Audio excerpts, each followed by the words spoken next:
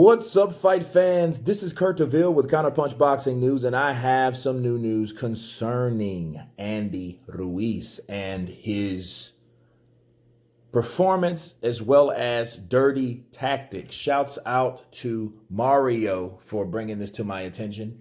I think I touched on this briefly, but I do want to go in depth about the comparison of these two fights and how they were refereed. Okay, now I did do a little research and I seen what other channels said, the pro Wilder channels, the pro Joshua channels. And you know, it's funny when the stories and the intel that people spill and share with other people, what they decide. I can't remember.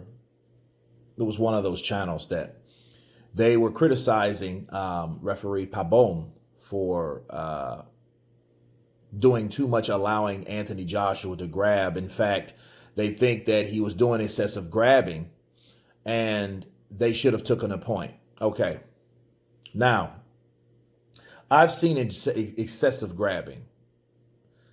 I didn't see that he grabbed too much in that fight. Now, if the referee, if that was one of his tics or pet peeves, I could see him doing that maybe in a warning after 4 or 5 grabs, right? Now, if you're looking at point deductions, you should be more concerned with fouls instead of strategy, because everyone grabs, especially when they get in trouble, especially when they need to grab. Look at the Hunter Povetkin fight. That's all they did the whole fight almost. When Hunter got hit, when Povetkin got hit, they grabbed. It's a reflex.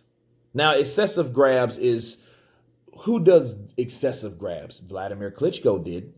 He did those. The jab and grab, that's all he did. You know, bop, come to me. Bop, come to me. Right? So before you can get anything off, there you go. You know, that's the jab and grab style. But, you know, Hector Camacho Sr.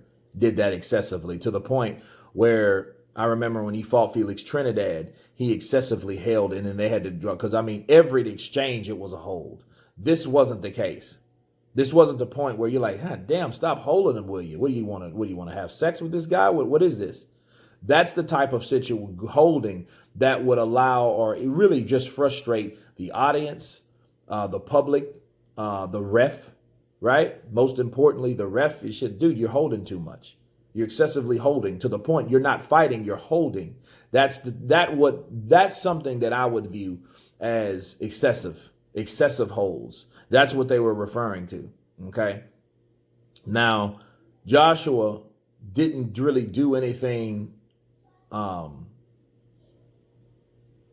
illegal or worth warning, right? I think that was reaching from these pro Wilder guys. But something I do want to bring up and mention is Ruiz and the punches behind the head and how the referee was aware of Ruiz doing so. And Ruiz even admitted, look, I seen the animation, you know, the animation after every like big fight, and they have the guy, he does the animation, you know, drama show, you know, and he did that. But it showed where he whacked him behind the head. It showed where he hit him in the back. He did dirty shit. He reverted to dirty tactics because he was frustrated. But I think it was more than frustration. I think the night on June 1st, he did more of that, people, than he did last night. Okay? He did more of the fucking hitting behind the head last night. It was just more blatant because Joshua was doing more of his style. He wasn't in close. So a lot of times those referees, what they'll do, if they see 2 or 3 legal shots, they will omit a punch behind the head due to the fact that they are implementing a damage to that person legally. You know what I'm saying? So like Deontay Wilder does it all the fucking time. He might hit you with a legal shot, but then swing wide, and like Ruiz does, because he's a hooker, and a lot of times he hooks wide and hits you behind the head. Okay? Those disembobulate you. Okay, those punches disembobulate you, and it was a good discussion. My man Mario brought up. I think he was trying to do that, and it makes sense. Ruiz was trying to hit Joshua behind the head. So maybe if those rumors were true, if he still had any signs of concussion or any kind of damage like that from the first fight, any neurological damage, or or physical damage to his brain like that, maybe it might reignite something that happened before. If he was damaged, if he was hurt, would that kind of re-spark that damage? You know what I mean? Why do you think Andy Ruiz did that though? Because he did it the first fight. He did that shit the first fight. He threw those punches and he hit him behind the head. And those punches are actually, because I did a study on this, guys. My fight study was in telling this. He hit Joshua behind the head. Okay, he fouled Joshua, and each time he did hit him, that was the last punch he hit him with that made Joshua fall. Knockdowns, I know the second knockdown, he hit him behind the head when he had him against the ropes. Now, he decked him with 2 or 3 punches. A lot of people, that's the reason he went down. No, he was down, he was bent over. When Ruiz hit him over the head, he went down. You know what I mean? Now, if the ref was on the game, if he was aware of what Ruiz was doing, if he's seen a blatant foul, I seen him clearly. Those were behind the head shots. It just looked so blatant because now Ruiz, he was so frustrated, he couldn't hide them. He couldn't disguise them no more. He was like, fuck you, I'm going to hit you behind the head because you're bending over. And I'm tired of you jabbing me like that.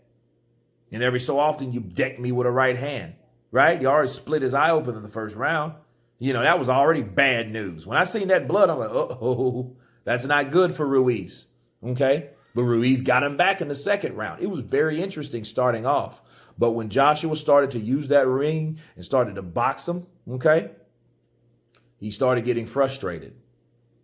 Fighters do that. Canelo did that in the Lara fight. He started getting frustrated. He wanted to pick Lara up after Lara would clinch him. He wanted to throw his ass out of the ring because he couldn't hit him with those punches that he's accustomed to hitting fighters with. Okay? A little cross comparison. All right? But yeah, Ruiz thought, hey, this guy, maybe I can hit him and get him off, knock him off his balance. Or if there is something, or if because there was rumors, right, that Joshua was hurt again. Remember that? So maybe Ruiz was trying look, I'm going to hit this motherfucker somewhere, and hopefully where I hit him, let me hit him behind the head. Hopefully that hurts him enough so I can get him out of there, so we can slow his ass down so I can put 4 or 5 punches together like I really want to do to him. Because all it takes is a good 4 or 5 punch combo from Ruiz to hurt Joshua the way he hurt him in the first fight, right? But Joshua kept moving and boxing. So it was a different fight. It looked like 2 different fighters, man. If you compare the first fight to the second fight, you had Ruiz throwing those behind the head punches. He was putting together good combinations. He was countering the way he's supposed to by punching in between Joshua's punches. He was doing what he's supposed to do to a certain extent. But he was able, because the referee was different and wasn't aware of the files and didn't see the files, he was able to get away with it. And that's something that he could not do in this fight. Now, to criticize this particular referee for doing his fucking job, I think that's terrible. I think that's a bad call. You don't criticize the referee for saying, hey, you can't do that shit. It's illegal. Don't do that. So it was put on the front street. And I think, McCracken and crew saw that. You seen he hit you behind the head, Anthony. So whoever the ref is, we have to make him aware that this guy, he fouled us the first fight, and we don't want that to continue the second. Okay, so those were the fouls that were involved. People kind of criticized again. Recap: Joshua holding, but to me it wasn't really excessive. It wasn't annoying like Klitschko and Macho Senior used to do. Okay, it wasn't that bad. But Ruiz, and he really didn't do that as much in this fight because he was warned. Okay, but the first fight he was able to get away with a lot of that shit. And I'm glad the referee did warn Andy Ruiz from doing that, because that could have changed the dynamics of the fight. He still went high and wide, regardless of what the referee did, because he still kept doing it. But at least it was warned. You know what I mean? But anyway, that's my take on it.